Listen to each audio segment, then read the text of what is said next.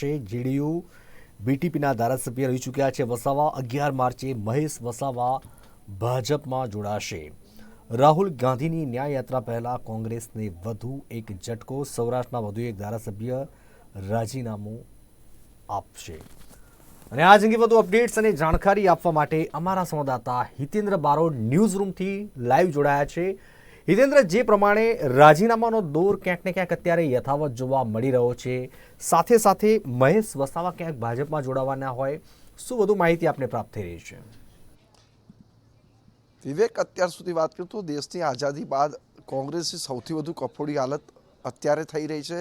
વર્ષ 1947થી લઈને 2024ના આટલા વર્ષોની અંદર સૌથી ખરાબ સ્થિતિ તો કોંગ્રેસની અત્યારે છે। કોંગ્રેસનો સૌથી વધુ ખરાબ દેખાવ પણ 2022માં યોજાયેલ વિધાનસભા ચૂંટણી દરમિયાન રહ્યો હતો। કોંગ્રેસને માત્ર 17 બેઠકો મળી હતી। કોંગ્રેસ માટે એક સાથે 13 તૂટે એવી સ્થિતિ જોવા મળી રહી છે। કોંગ્રેસ માત્ર 17 બેઠકો જીતી શકી હતી, એટલે કે વિપક્ષનું પદ પણ કોંગ્રેસ પામી શકી નહોતી, એટલે વિપક્ષનું નેતા પદ પણ કોંગ્રેસને મળ્યું નથી।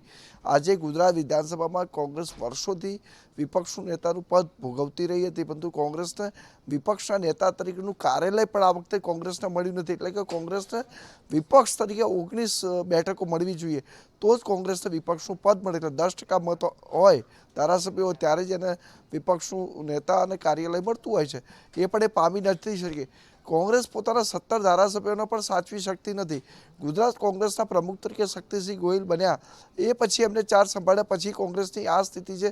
અત્યાર સુધી કોંગ્રેસના 4થી વધુ ધારાસભ્યોએ કોંગ્રેસ છોડી દીધી છે।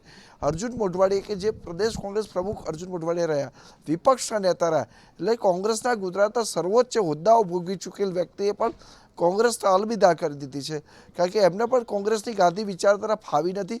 એ સંપૂર્ણ રામરાજ્ય તરફ આગળ વધ્યા છે, જેના કારણે ચોક્કસ કોંગ્રેસ કરતાં ભારતીય જનતા પાર્ટીને વધુ ફાયદો થવાનો છે, કારણ કે એક શક્તિશાળી નેતા કે જે ભારતીય જનતા પાર્ટીમાં જોડાયો છે। તમે મહેશ વસાવાની વાત કરો તો મહેશ વસાવા બીટીપીના રાષ્ટ્રીય અધ્યક્ષ પણ રહ્યા છે, પોતે ધારાસભ્ય પણ રહ્યા છે। એમના પિતા પોતે ધારાસભ્ય રહી છે અત્યારે, એટલે પિતા પુત્રની જોડી હતી, પરંતુ આ વખતે તૂટી હતી, આ વખતે ધારાસભ્ય નહોતા બની શક્યા।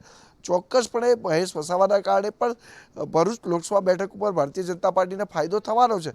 અર્જુન મોઢવાડિયાના કારણે પોરબંદર લોકસભાના રાજ્યની અલગ અલગ જગ્યાઓએ કોંગ્રેસને તોડવામાં તૂટવામાં ચોક્કસ અર્જુન મોઢવાડિયાની પણ મહત્વની ભૂમિકા રહેશે। જે પ્રકારે નરેન્દ્ર અમીન ભૂતકાળમાં ભારતીય જનતા પાર્ટીમાં જોડાયા વર્ષ 2012માં, ત્યારબાદ સતત એમ કહી શકાય કે એમને પણ અલગ અલગ કોંગ્રેસના નેતાઓને ભારતીય જનતા પાર્ટીમાં જોડ્યા છે। એ રીતે અરવિંદ લાડાણીની વાત કરીએ, અરવિંદ લાડાણી પ્રથમ વખત વર્ષ 2022માં ધારાસભ્ય બન્યા। આની પહેલાં ધારાસભ્ય તરીકે જવાહર ચાવડા હતા। માણાવદર વિધાનસભા બેઠક એ કોંગ્રેસનો ગઢ રહી છે।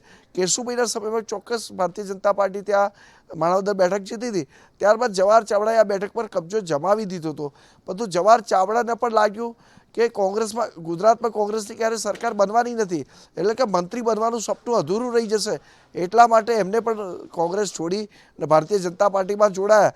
પણ માણાવદરની જનતા બહુ સમજુ છે। એ જનતાએ જ્યારે સામાન્ય ચૂંટણી થઈ વર્ષ 2022માં તો જવાહર ચાવડાને ઘર ભેગા કર્યા અને કોંગ્રેસને જીતાડી, અરવિંદ લાડાણીને જીતાડ્યા ચોક્કસ। હવે એ જ અરવિંદ લાડાણીઓ ભાજપમાં જોડાશે, ભાજપના પેટા ચૂંટણીમાં ઉમેદવાર પણ બનશે, કદાચ માણાવદર લોકસભાની ચૂંટણી સાથે જોડાશે, યોજાશે તો ચોક્કસ લાભ મળશે, જીતી પણ શકે।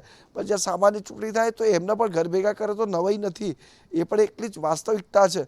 મહેશ વસાવા હોય કે પછી અરવિંદ લાડાણી હોય, આ તમામ લોકોને સારી રીતે જનતા પણ સમજતી હોય છે, એના સમયે જવાબ પણ આપતી હોય છે। જે રીતે વાત કરી કનુભાઈ કલસરિયાની વાત કરું, કનુભાઈ કલસરિયા પોતે એકદમ સામાજિક આગેવાન હતા। ખૂબ સારી રીતે કહી શકાય એમની સદભાવના હોસ્પિટલ ચાલી રહી છે, એમના મત વિસ્તારમાં ખૂબ સારું કામ કરતા હતા।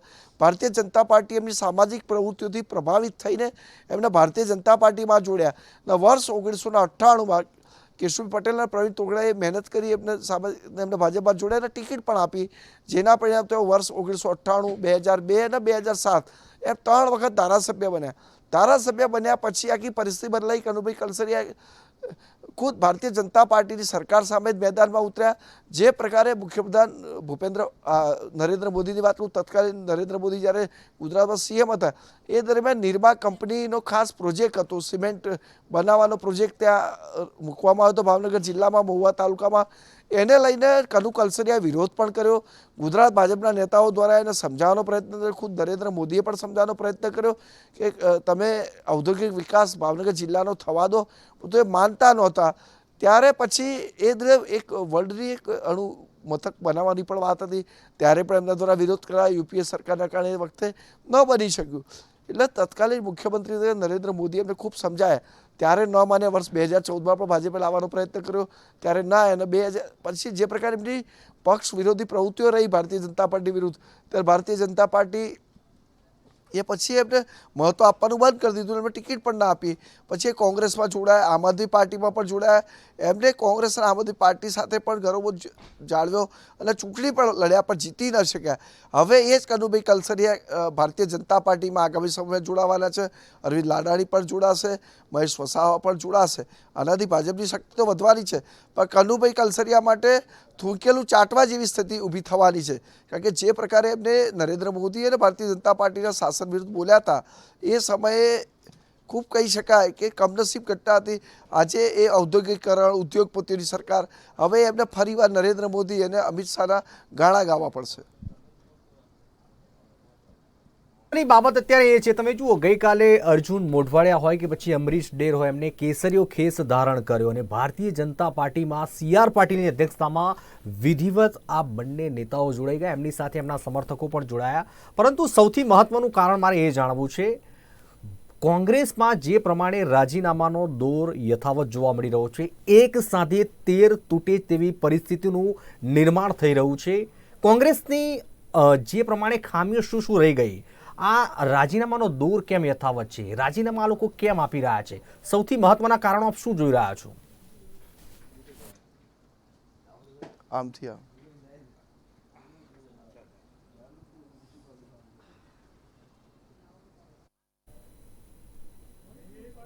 હિતેન્દ્ર, મહત્વની બાબત અત્યારે એ છે કે ધારાસભ્ય અલગ અલગ તમે જુઓ કે રાજીનામા આપી રહ્યા છે. ગઈકાલે અમરીશ ડેર હોય કે પછી અર્જુન મોઢવાડિયા હોય, ભારતીય જનતા પાર્ટીમાં વિધિવત રીતે આ લોકોએ CR પાટીલની અધ્યક્ષતામાં કેસરીયો ખેસ ધારણ કરી લીધો.